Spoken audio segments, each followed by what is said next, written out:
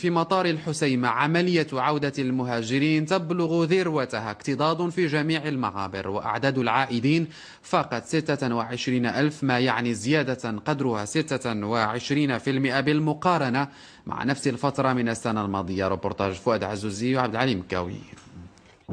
إقبال متزايد للمغاربة المقيمين بالخارج على العودة جوا عبر مطار الشريف الإدريسي بالحسيمة.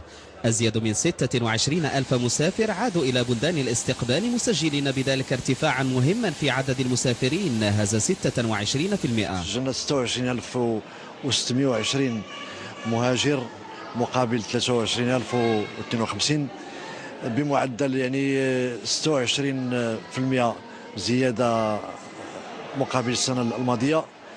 وهذه الرحلات كانت مؤمنة من طرف 4 شركات في 4 اتجاهات، 4 وجهات أوروبية نحو مطارات أمستردام وروتردام وشارلروا وبروكسل، والمسافرون اختاروا الطائرة بدل الباخرة توفيرا للوقت والجهد.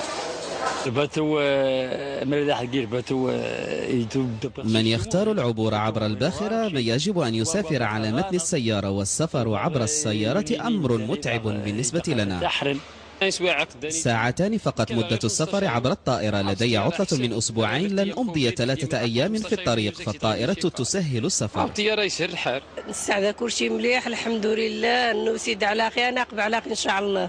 نفاحي مواطننا نفاح ونكي الجنة.